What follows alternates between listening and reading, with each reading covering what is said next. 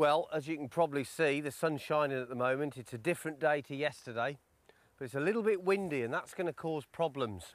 Just behind me here, there's a weed bed on an entrance to a small bay, and I've seen carp move in and out of that bay quite regularly, so it's a great ambush point. But this wind is tricky, and it's a little bit like trying to make a difficult golf shot, because I've got to pitch the float in there, plunge the rod tip under the surface and sink the line between the rod tip and the float very, very quickly. If I don't, what will happen is the line will float, the wind will blow it into a great big U shape, and then it will drag the float out of position. The heat's really on today because we've got to catch fish. My gut feeling is there aren't many fish in here. They're quality fish, they're good sized carp, and just one fish I think would serve us very, very well. But we know that the lake has had angling pressure in the past. We found that out last night, and I don't think this is going to be easy. That'll get him going. It might take me 2 or 3 attempts to get this. Pitch the old 9-iron up there, a bit far off the weeds. That's the one, that's the one, that's the one. Tiger Woods, eat your heart out. Well, I'm into a fish. It's very, very shallow water here, and there's lots and lots of snags, so I'm using quite a soft action rod. I've got to give this fish some real welly to keep it away from the various danger zones littered around the swim. There it is. Nice common carp. Really trying to bully this fish in.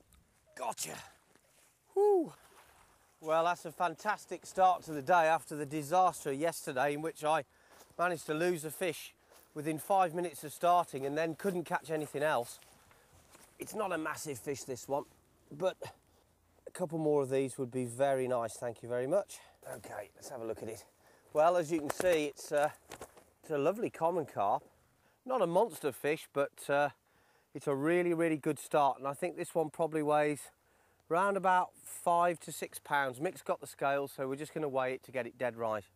Right, we're all zeroed up, mate. Okay, Mick. Right. Oh, you haven't done so bad. Oh, that's good. You did yourself short there, mate. It's 7-1. We'll call it 7 pounds. £7, very nice. A touch over. Nice one, mate. Yeah. Well, that's halfway there, isn't it? Yeah. Good one. It's a good start. Yeah. Do you want to put it back? Yes, I will. The situation now is that we need 14 pounds of fish to get to our next destination, which is near the Menai Straits. Now, that could be one carp, one good carp, or maybe a bag of smaller fish. I think we're pretty sure there's not many carp in here, so the carp are proving quite a difficult option. Matt's going to try and get one. I'm rigging up with lighter tackle. I'm going to try and build up a bag of small to medium-sized fish. And one way or another, we've just got to get out of here.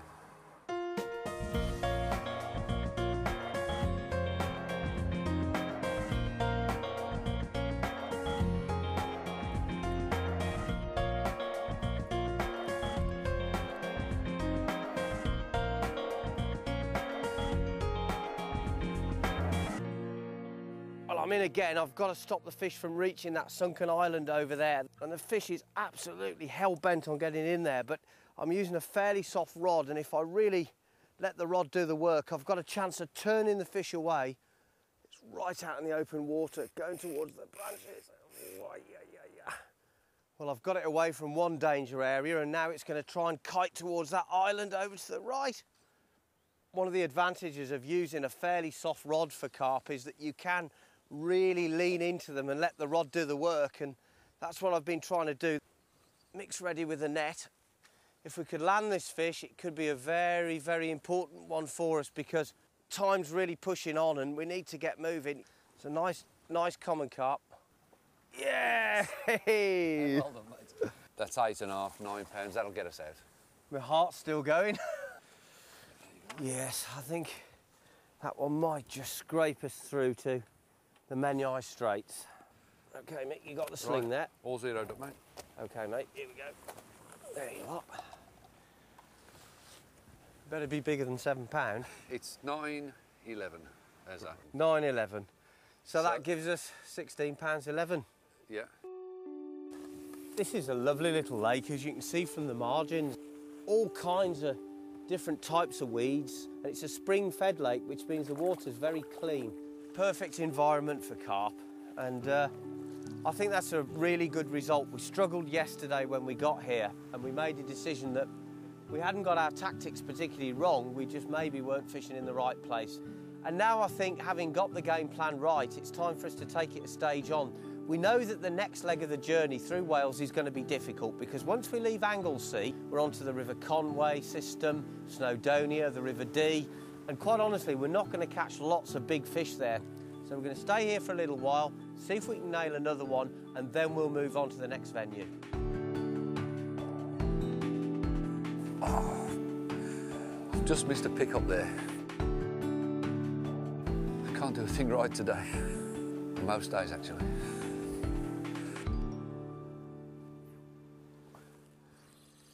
Well, I've just had another dip on the float, and as soon as you hook these fish, they go tearing across the lake because it's very shallow.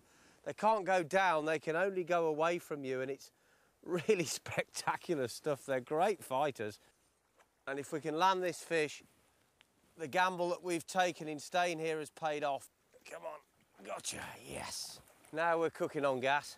Well, they're almost like the coloration of the strain of the original wild carp that were probably in this pond many, many years ago, and then it got silted up and I had to clean it out and restock with fish. But I think maybe some of the original inhabitants stayed in the pond. They're very dark, these common carp, and they look very much like wildies in their coloration, but they're beautiful fish. There's something about it's a spring-fed lake, and I think the water just sticks to the body and gives them that wonderful sheen. What do you reckon it is, Matt? I reckon it's about 5.5, 6 pounds. Get out again, it's nearly 6.5 pounds. Brilliant. Yeah, look. 6, 7. So if we add that to 16 pounds and 11. Yeah, that's 22, 23, 2. 23.2. Yeah. £23.2 in the keep net. There you go, mate. Thank you. Do you want me to put it back? Yeah, you can do, Mick.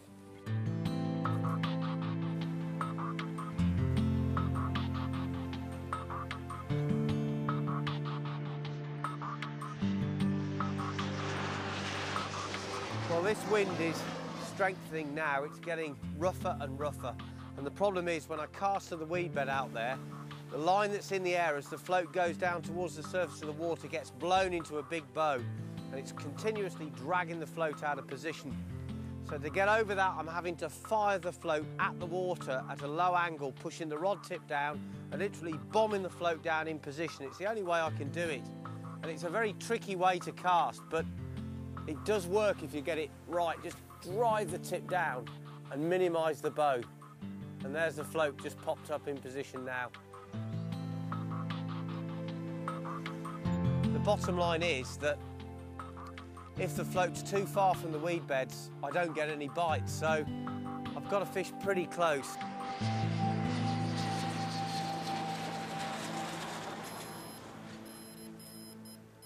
Well, I've just had an absolute stormer of a run. I don't know what it is. It's gone right round the back of the island. I don't even know if I'm going to get this back, to be honest. I've only got a £5 line on here, so I've got to take it quite carefully. The way it's going under the bank, it probably is a carp, I would think. It can be a lesser spotted thrush warbler, as far as I'm concerned, as long as it's got fins. It's only about 2 feet deep down there, but I can't get this thing to come up and show itself. Could be a big fish, Mick. Well, I've only got a £1 test curve rod here, mate, and I can't pull too hard on it. Yeah, it was a great run. Oh, it was a stormer. I'd bolt-rigged a little cube of luncheon meat. I'd got it right on the tip of the island there. I'd just scattered a half a dozen free offerings around the bait, and as I say, it's really a waiting game, this sort of fishing. And if I can get this in the net, the wait was worthwhile. It's really wild, windy conditions we're fishing in now, and I think this fight's definitely in keeping with it. It's weird, when you're playing a big fish in the wind, you lose all the feeling and sensation and, you know, the touch coordination that you need to play it. And it's giving you the... It's giving me the right run around, this is. It's a good fish though, Mick, I've seen it. It's a powerful fish. It looks like a mid-double. Do you think so? Yeah, I've seen it. God, don't they ever give in? Oh, it's a common. Yes. Well done, Sir Michael. Thanks, mate.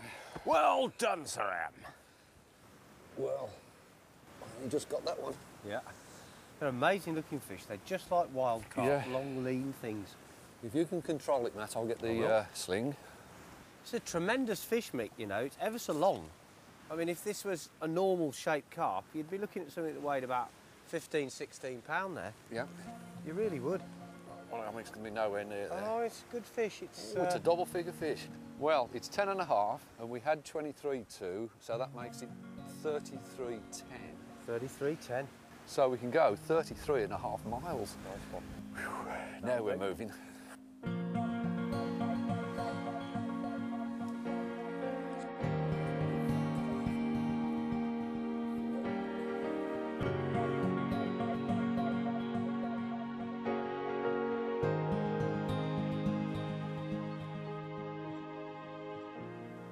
Well, this is pretty standard practice really, just a simple cube of luncheon meat. I've just got a little slab off a tin of luncheon meat there. I'll just chop it up into little 1/2-inch cubes. Doesn't have to be too accurate. Put that on a standard hair rig, size 10 hook. And then I've got a big handful of offcuts, which I'm going to fire out around the area. Try and keeping them as close as I can to the hook bait. Fire them out with the catapult, and hopefully these will draw the carp in. The smell of this will draw the carp in. I'll find the one with the hook in, and we should get one.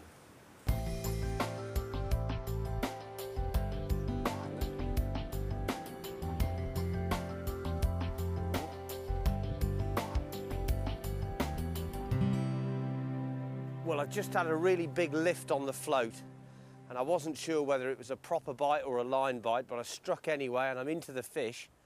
Hopefully it's fairly hooked, and it's gone ramping round to the left-hand side, tried to get into a gap there. I've steered it away from there, and now it's going off to the right. There she goes. Oh, wow. Let's see if we can get the fish back round here to the left. They're real good fighters here. They go off at a rate of knots because the water here is very shallow, and that's typical of fish in shallow water, that they go flying off out the starting gate and all over the lake. Oh, I don't half get their heads down, mate. Oh, oh blimey, they love to go for these marginal rushes, don't they? Yeah. Anywhere where there's a bit of sanctuary, and they're straight for it. They're the right shape, aren't they, for fighting? They're like torpedoes. Yeah.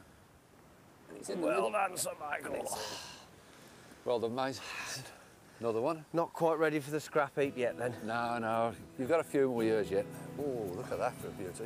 That's a very nice fish, mate. Right, do you want to take control of it? Yep. Yeah.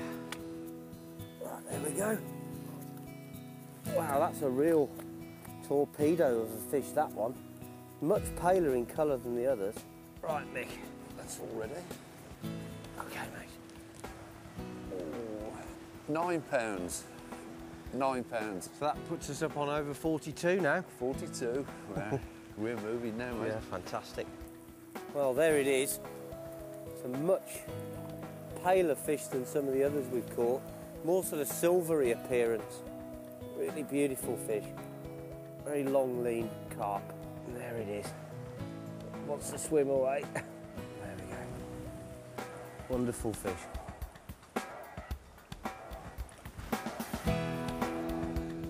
Well, Matt, you've fished well today, mate. And we've got £42.11 in the net. And, I mean, compared to the very difficult fishing we've had in Ireland, this has been quite refreshing, really, hasn't it? Yeah, I think it's been the same weather, contrasting results. I think we can be pleased with it. The fishing's been highly technical, really, because of the difficult problems with the wind and the tiny little area I've got to get the float in to get the bites. But we've overcome it, we've caught the fish.